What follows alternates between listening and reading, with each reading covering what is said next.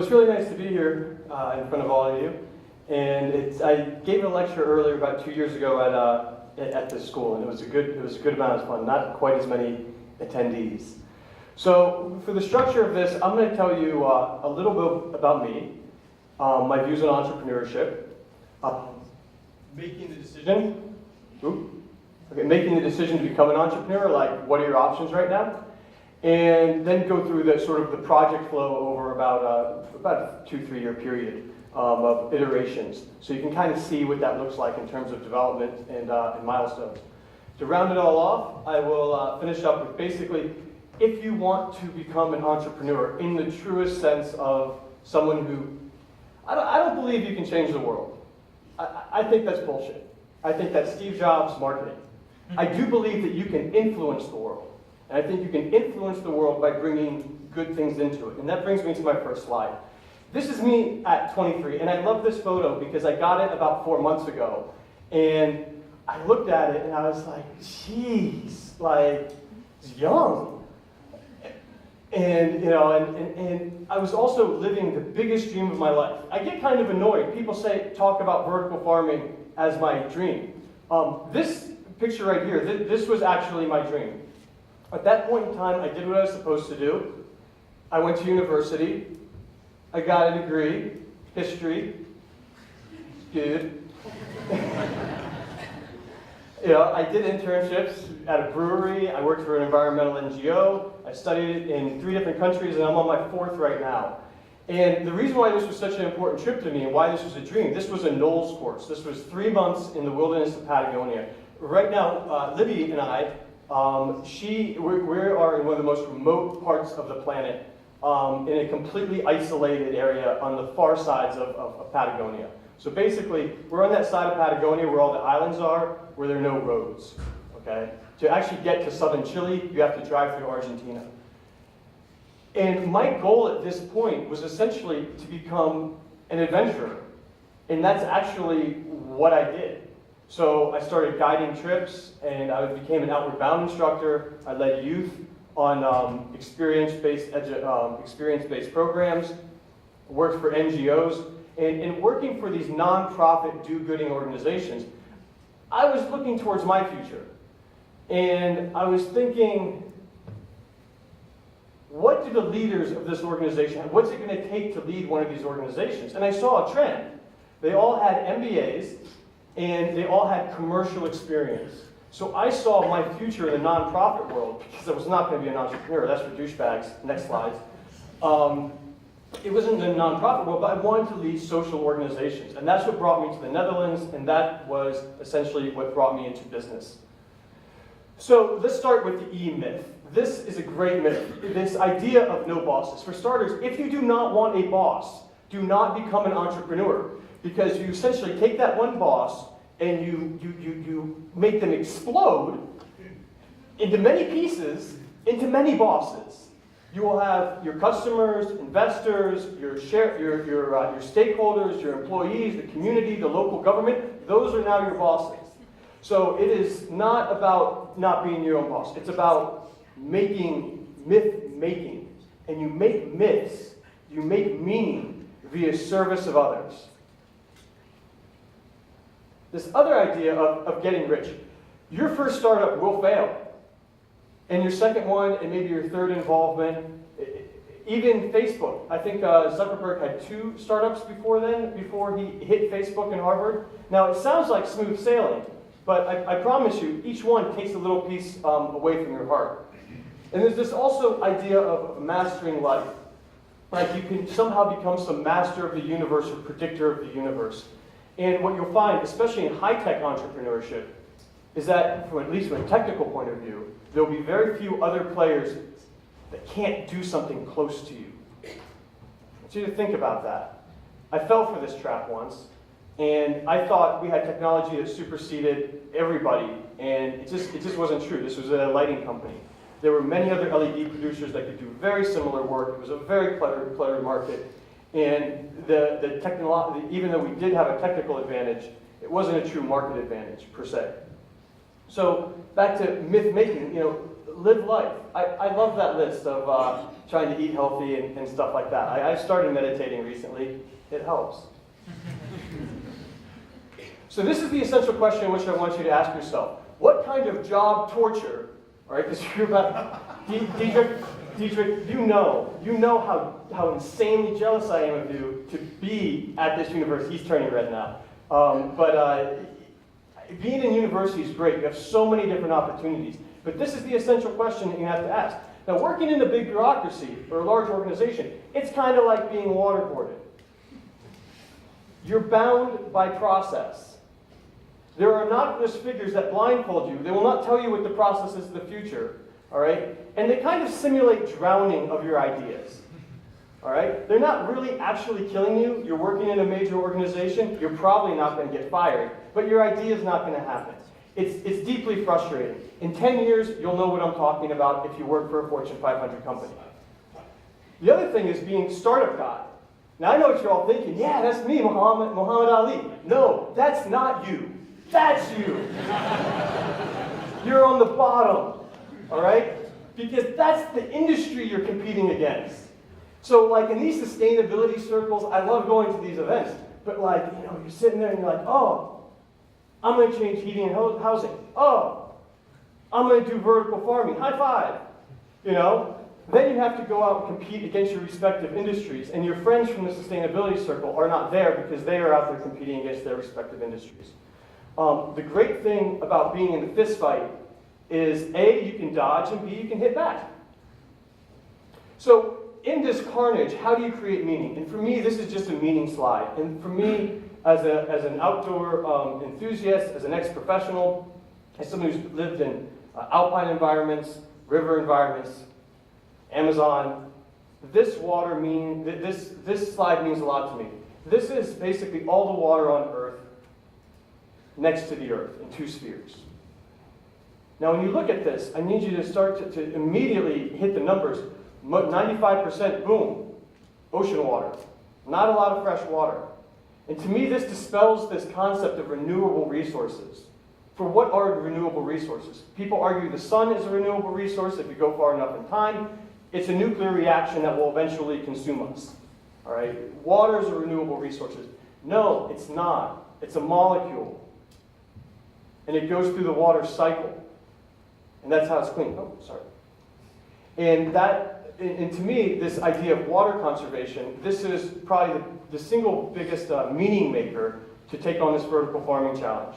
Now, I worked at an LED company and basically discovered that the lighting component for this vertical farming concept, multi-layer growth inside of a large building, that this was the final frontier.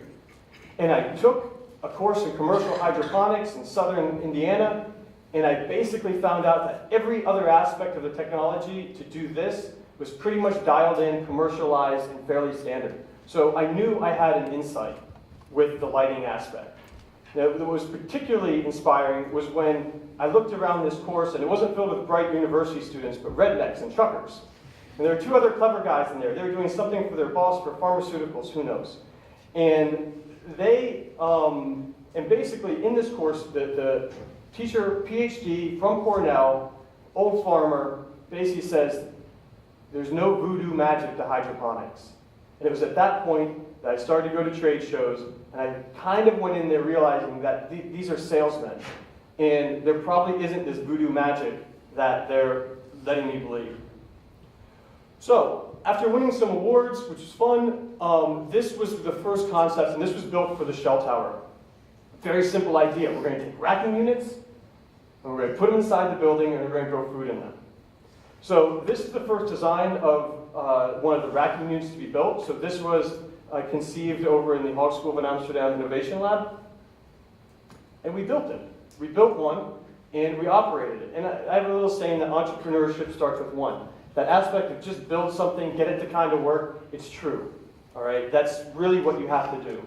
Now, on this particular pilot, we have a 3-layer system here and another system growing in another part of this building. It's on the Westerstraat in the middle of the Jordaan. And one of the biggest tests was the social test. Will people find this too freaky? And it found out that people don't really care how their food's produced. But that's what it looks like when it gets done. I mean, essentially, what are the products which you're trying to grow on this vertical farm? Microgreens, herbs, lettuce, end of story. Simple. Keep it simple. And this is going out and doing an event with, actually at TEDx Amsterdam, so coming back the following years, I promised that I'd grow them food, and I did. And also explaining this lighting concept, like why is it purple? Why is it engineered this way? I always find that fascinating, and generally other people do. So from that first prototype, immediately went to an industry company that builds roboticized automated greenhouses, and basically said, how would you do it?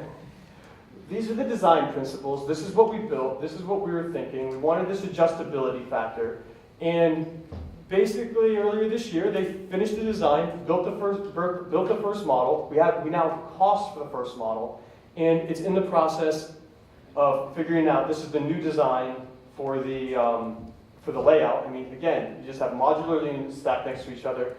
But this one, I believe, is built for fire code. No, sorry, it needs to be one more access. That's a different one. But, you know, and this is the process, and it's a multi-year, multi-stage process, and you don't necessarily know where you are at every point of your journey. But this is kind of what it looks like. You start off with a really rough version, which you saw the shell concept. You build something. You work with some other people who can help make it. That's really important. Don't fool yourself into going, like, I'm going to build a factory, I'm going to build this, I'm going to build that. You have to sort of you have to decide where is your domain and where is your niche. And then going forward a little bit, this is just, this was built for you know, a possible building site, and this building site is probably not going to work out anyway for, yeah, just business reasons. So this is what I want, this is getting towards the takeaway. So you guys can start to, I think my vertical farming story is great, but my hope is that you guys are going to take away, what is this really about? So for starters, realize that you have a lot of runway in your career. Okay, I'm 34, and I look forward saying I have 30 years left. I'm 10 years in. That's 1/4. It's not that far. You'd also be shocked with how many different things you can do in that amount of time. And I remember back to that photo when I was 23, I was talking to my father, and he said, just think of yourself 10 years ago and where you were then, 23 to 13. And he's like, and you'll go further. And I want you to think of yourself as well as 13-year-olds. Sorry, I've deviated from this slide, but do think of yourself as 13-year-olds and being like, wow, what am I going to be like now? But amplify that going forward.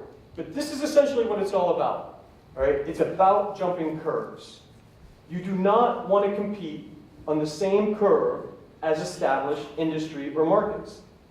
So let's take the computer industry. This is super old school. These are one of the mainframe servers. Things are operating off of tape here. They haven't even developed punch card systems. Well, pardon me, that came afterwards. Then you have Apple come in. This is the Apple II. And I want you to look at this computer because it really looks like it sucks in today's terms. But this product is what carried Apple. Not the Apple I, it was the Apple II that carried them for many years until they built the Mac. It's not this great feature of design that we hail Apple as.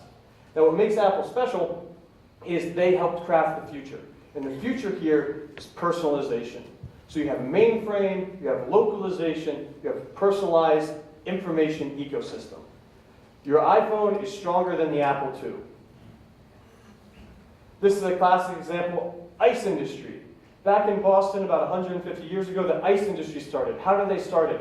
They were cutting blocks of ice out and storing it for the winter and then selling it in the summer. It didn't explode or anything like that, but there was an established ice cutting industry. They would cut blocks of ice and just store it. Then you have factory ice anywhere. These were built inside of cities. And the ice factory would deliver chunks of ice to your ice box. And that was the first refrigerators. That's around 1900. Fast forward to now. We have personalized ice maker is no big deal. It's no technical feat. It's fairly regular. You can buy one at Media Mart. Agriculture, we're going to go quick. So this is basically the green revolution. This is the petrochemical revolution and also the automation of farm machinery. This is what kicked us all off the farm. Right? It happened around the Great Depression. It was one of the major causes for the Great Depression, was the mass liberalization of the labor force. Because previously, the vast majority of people used to live and work on farms. Now you have the Dutch greenhouse. You have microclimates that are being created, that are being engineered, very efficient, and they're in operation on very, very small and large scale. And this is what I'm saying the future will be, personalized agriculture. And that's really what Symbicity is about. We're trying to create predictable, predictable harvests, so we can work with our consumers to try to align production and consumption. Because this is essentially what it's all about. You are in this market, and I love this photo because you have this boat going around and these waves and this energy happening, these molecules moving. What is that? That is the work of the PhDs. That's what I refer to as bleeding edge innovation. You're probably 10 years away from a marketable application, but it's the type of stuff that you see at Harvard. Like right now, they've managed a way to store data inside of genes. Weird, not commercial, you can't commercialize that yet, but it's pretty cool if you think about it for a second. That they got an entire, Anyway, so like you see, so that's sort of the edge of the market. So you need to get your solution, all right, into that bubble of a customer, job, problem, willing to pay. That's it.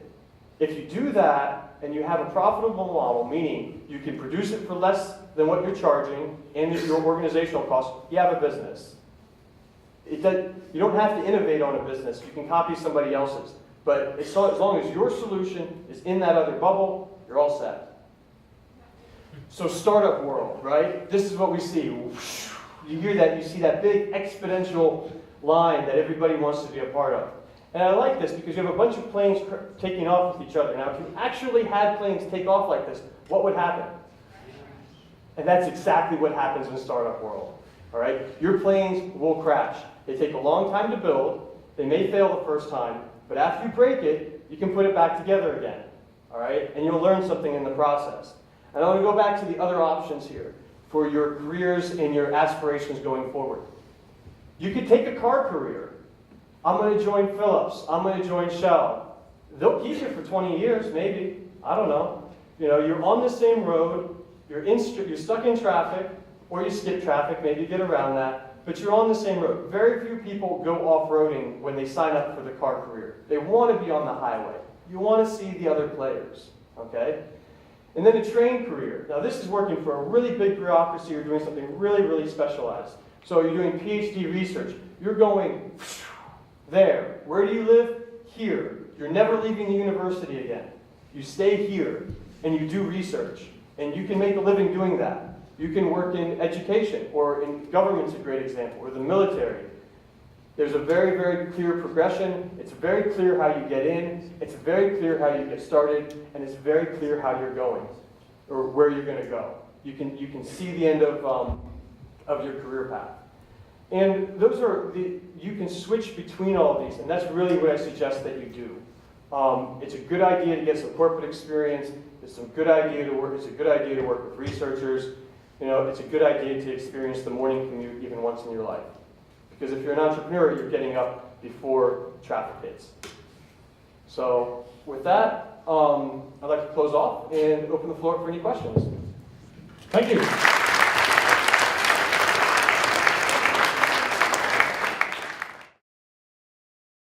Short question concerning the highway speed rail metaphor that you just gave us.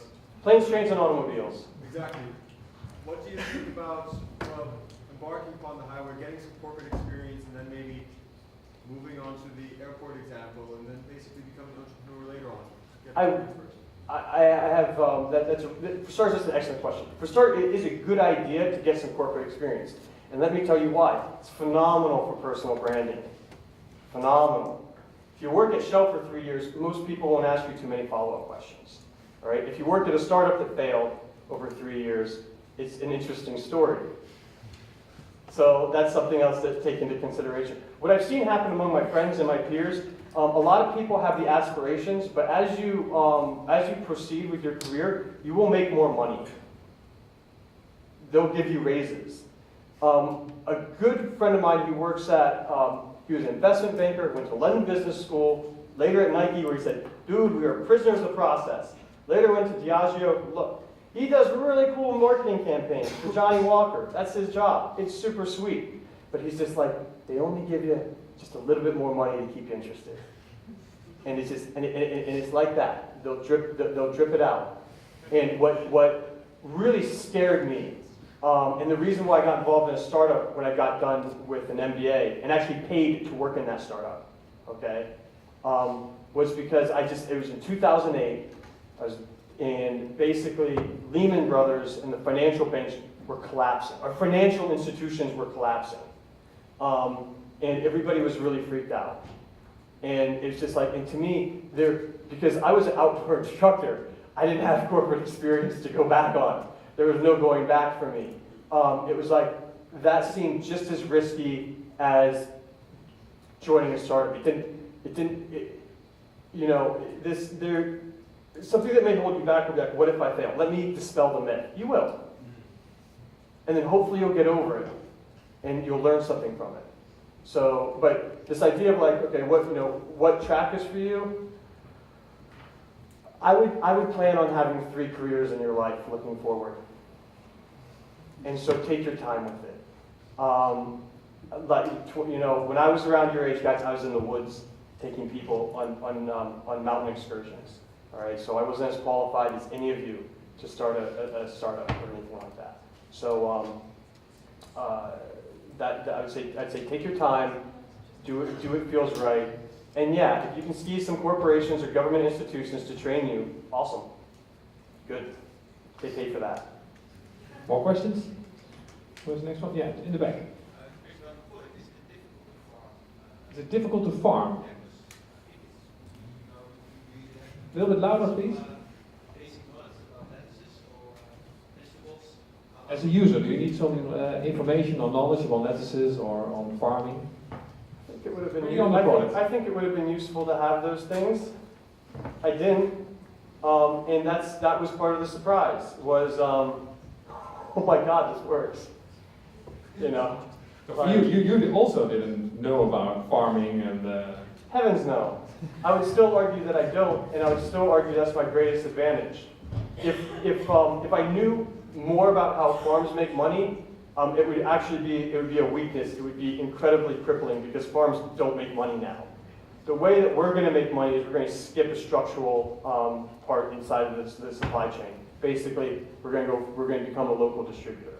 And for the users of your product, do they need to know about farming? Oh, okay, I see where this is going. IKEA Okay, so this is for, I've gotten the IKEA suggestion many times, and that's a really competitive market. I started to look into this, actually, Dietrich and I started to look into this. Could we build window units and small units for individual users? And what I ran into was, at this stage, it's tough to doing something that will be meaningful, meaning producing enough food for you and your family to eat, and will be at an attractive price point. So we're going big for industrial scale and trying to do a commercial farm because at this point it seems like it's a lot less risk. Also, in the initial pilot test, the air content needs to be monitored. And despite what the technology firms will say, there are a lot of questions out about how this works. So, I take faith in that. I'm like, it's okay. That's a good thing. So the users will be pickers and packers in an industrial place. It will not be, don't let the scale fool you. A matter of fact, let the scale inspire you because it's that little tiny thing that you put together first that's how it starts. Just to get a little something to work, kind of, sort of. Thanks. More questions? Oh, here. Talk about sustainability, like how does your product make sustainable? What is sustainable? So what's the sustainable aspect of your product? This is a really good question, and I figured this out when someone offered me money. So basically there's a fund which wanted, I think it was 30 kilograms of CO2 reduced per euro invested. So that's a pretty good way to figure out how you're going to do that. And so what I found was in the production aspect, no, it's less sustainable than a greenhouse because you're not taking in the free sunlight, which is quote-unquote free energy. However, by going like this, up, you gain proximity, okay? You gain proximity to market. And the real cost in our food chain, and this was not mentioned earlier, agriculture takes the cake as far as climate change causes. It uses more energy than everything. The production? The whole system. It's the whole system. So basically, what we found was that the weight of the container, very important, plus the product, that moving from market, that was the key, and the distance for that to move, that was the key factor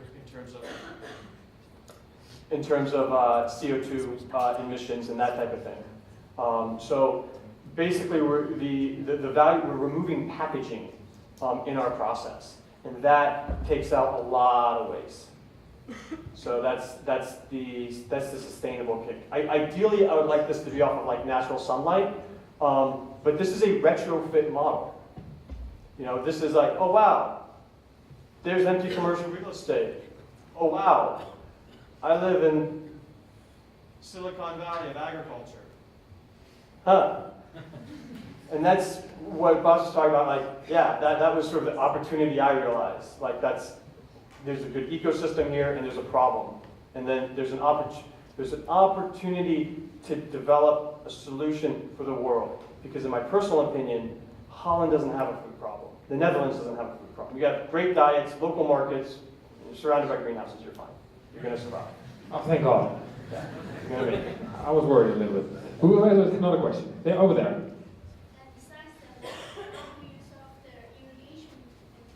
So besides the light, how do you solve the irrigation problem? You can circulate it. You can do it. You can recirculate it.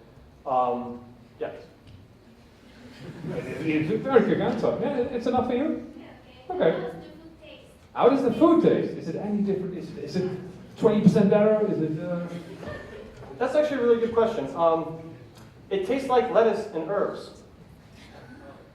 I mean, my palate is not so refined. And meeting with chefs who have more refined palates. But quite frankly, it's really the time from harvest until when you get it that affect the flavor and the nutrient content the most. Think of it like dead bodies, all right? I like those, yeah. It's really easy. Once you get a dead body, you got to keep it cool. That's why we have a refrigerated system. Yeah? And you're just passing on that problem until it rots. I mean, do not forget, plant matter is just decaying life. They're carbon-based life forms, and they're decaying, and that's it. So you want to be as close to the point when it was picked, harvested, executed to your consumption, and that's the most nutritious food. Thanks. The final question over there. So, how far do you allow yourself as a startup to plan ahead, and what's your next big target? Really great questions. I am notoriously bad at planning ahead. I'm an adaptive person. So I'd love to work with you because you seem to be inclined to do that. So this is something, okay, if you want to write a business plan, it's because you want money from someone. Otherwise, don't bother writing a business plan. All right? The next best thing that you can do is come up with what's the most important thing to do today, and try to get that done. There's so many different things. This is not a skill in which I've mastered. So you're more planning. What's the next? Do you know the first next step? The first next. Second part of this question. What's your first next step from now on? Right now, got a big step this week. We're meeting with the building owner, with the engineering for a specific building. So you need to get a site. That's the other thing. You'll find out things when you see, oh, look at all those office spaces, ha ha ha. Yeah, attached to all those office spaces is an asset manager who gets paid for that asset to make money. He's not laughing. So, you can't anti-crack a high-tech project. So, so as far as the next big milestone, I'm pretty excited to have a building owner interested. And even if we don't get this building, just the process of working with the engineers and having an owner on board, that's a learning process in and of itself. I'm still figuring out how to do real estate deals. Well, we wish you good luck with that next week. Thank you. Thank you.